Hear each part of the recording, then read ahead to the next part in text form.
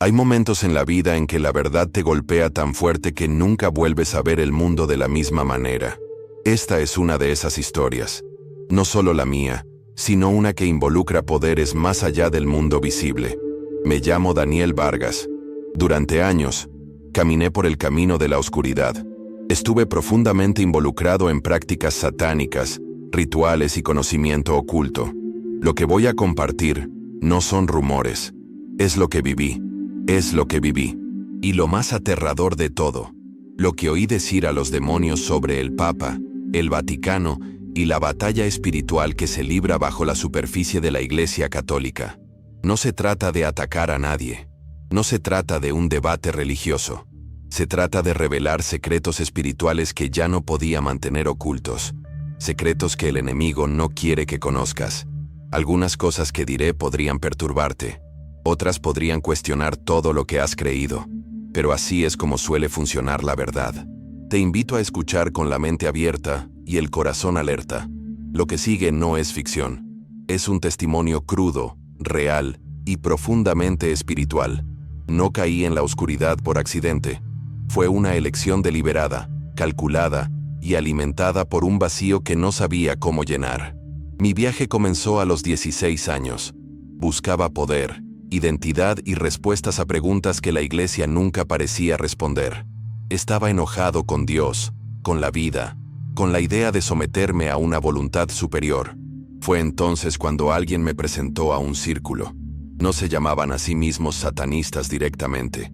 Comenzó sutilmente.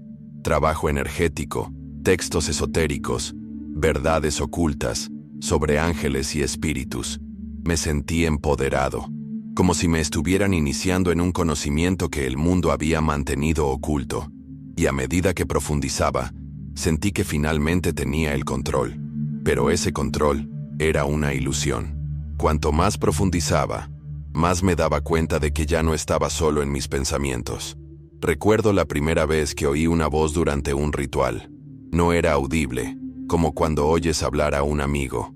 Era invasiva, como si algo frío y antiguo se hubiera infiltrado en mis pensamientos y comenzara a susurrar cosas que sabía que no sabía. Me reveló secretos sobre la gente. Me dio poder. Me ayudó a manipular, engañar y dominar. Y me gustó. Empecé a ascender en esa jerarquía espiritual, ganando reconocimiento entre los ocultistas. Realizábamos rituales que duraban horas, invocando entidades que creíamos que eran dioses antiguos o inteligencias cósmicas, pero los nombres no importaban. Los espíritus dejaban claro quiénes eran en realidad. Nunca usaban la palabra demonio, pero todo en ellos era corrupto, opresivo y lleno de odio. Sobre todo cuando mencionábamos un nombre, Jesús. Lo que más me impactó no fue solo cómo reaccionaron ante su nombre, sino lo que dijeron de la Iglesia Católica. No perdieron el tiempo hablando de pastores, bandas de alabanza, ni predicadores de televisión. Su ira estaba concentrada. Hablaban de Roma, del altar, de la Eucaristía. Nunca había creído en la presencia real de Cristo en la comunión, hasta que vi cuánto la odiaban los demonios. Se burlaban de los sacramentos en nuestros rituales. Se reían de los católicos confundidos que no entendían el poder de lo que tenían. Y sobre todo, se enfurecieron con un hombre, el Papa. Gruñían. Ni siquiera sabe quién es. Una vez pregunté qué querían decir, y la respuesta que me dieron me perseguiría durante años. Decían que el Papa lleva algo sobre él, algo divino, algo antiguo, una marca que los aterroriza. Un espíritu lo llamó el sello del pescador. No sabía qué significaba eso en ese momento, pero no era al hombre en sí lo que temían, sino a lo que había detrás de él. Admitían que cada vez que un papa se para en el balcón, comienza una guerra en el reino invisible, que los demonios se unen contra él incluso antes de que hable. Afirmaban que algunos papas eran ciegos a su propia autoridad, que otros la ejercían sin saberlo, pero todos la llevaban. Y cada vez que el papa rezaba una bendición sobre el mundo, gritaban. No lo entendía en ese entonces, pero ahora sí. Ese odio era la prueba. Temen lo que Dios ha ungido, incluso cuando ese ungido no lo comprende del todo. Quizás te preguntes, si estos seres son tan poderosos, ¿por qué se exponen? Lo cierto es que los demonios son arrogantes. Les encanta presumir en círculos cerrados. Creen que están ganando. Y en ese orgullo, revelan más de lo que deberían. Así fue como aprendí sobre las llaves espirituales que protege el Vaticano. Afirmaban que Roma custodia una puerta. Una antigua puerta espiritual sellada con oración, sangre y sacrificio. Hablaban de reliquias ocultas en bóvedas subterráneas que albergan un inmenso poder espiritual. Algunas personas de nuestros círculos estaban obsesionadas con penetrar esos lugares. Creían que si lograban abrirse paso, podrían desatar el caos en todo el mundo. Sabían que no podrían derrotar a la Iglesia por la fuerza, sino mediante la confusión, la infiltración y el engaño. Una noche, durante un ritual particularmente intenso, ocurrió algo que lo cambió todo. Estaba en trance profundo, rodeado de símbolos y cánticos, cuando tuve una visión vívida e inconfundible. Un hombre vestido de blanco, con cicatrices en las manos, entró tranquilamente en el círculo. Los espíritus que nos rodeaban gritaron y se dispersaron. Algunos intentaron esconderse, otros intentaron luchar, pero él no dijo nada, solo me miró. Y en esa mirada, sentí que todo se derrumbaba. Mi orgullo, mi poder, mi conocimiento, todo ardía en su presencia. No podía moverme, no podía respirar, y sin embargo, nunca me había sentido más vivo. Esa fue la primera vez que encontré a Cristo, no como un nombre, no como una historia, sino como una persona, real, presente y terriblemente santo. Ese encuentro no me convirtió de la noche a la mañana. Luché contra él, me resistí, pero no pude quitármelo de encima. A donde quiera que iba, sentía esa mirada. Los demonios lo notaron. Comenzaron a volverse contra mí. Las voces que una vez fueron tan poderosas se volvieron amenazantes. Me acusaron, se burlaron de mí, intentaron convencerme de que estaba perdiendo la cabeza. Recuerdo un espíritu en particular. Solía llamarme vasija, pero ahora gritaba: «Estás loco, estás perdiendo luz». Fue entonces cuando supe que tenía que irme. Pero dejarlo oculto no es como renunciar a un trabajo. Es como escapar de una prisión custodiada por entidades que una vez afirmaron ser tus aliadas. Y no te sueltan sin luchar. Lo que me salvó no fue la estrategia, fue la rendición. Invoqué a aquel que vi en esa visión. Y él respondió. En el momento en que clamé a él, fue como si el aire se abriera. No vi ángeles, no oí trompetas, pero sentí que algo se levantaba, como si cadenas que ni siquiera sabía que estaban alrededor de mi alma comenzaran a romperse. No era emocionalismo, era autoridad.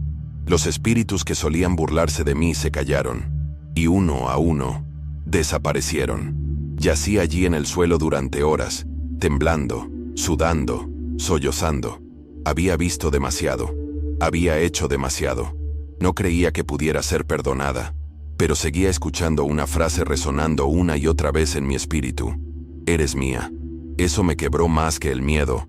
No estaba siendo rechazada, estaba siendo reclamada, no por la oscuridad, sino por la luz, y no estaba preparada para lo real que era esa luz. Tras dejar la secta, pasé años de limpieza espiritual. La gente piensa que la conversión es como encender un interruptor, pero es más bien una guerra diaria. Tuve que desaprenderlo todo. Los símbolos, los rituales, los hechizos, dejaron rastros en mi alma. Tenía pesadillas, agresiones físicas. Personas de mi antigua vida empezaron a aparecer en mi casa. Algunos intentaron atraerme de vuelta, otros me maldijeron, pero seguía aferrándome a lo único que no podía explicar. Ese encuentro, ese hombre de blanco, el recuerdo de su mirada. Solo eso me dio el valor para perseverar. Encontré un sacerdote que comprendía la guerra espiritual. No le temía a lo que había visto. Me ayudó a superar la confesión, la liberación y, finalmente, a regresar a la iglesia. Y fue entonces cuando las piezas empezaron a encajar. Empecé a comprender por qué el enemigo se enfurecía con tanta violencia contra el Papa, la Eucaristía y la vida sacramental de la iglesia. Los rituales que antes usaba para invocar espíritus eran burdas falsificaciones de la misa. Nuestros conjuros eran versiones distorsionadas de la liturgia.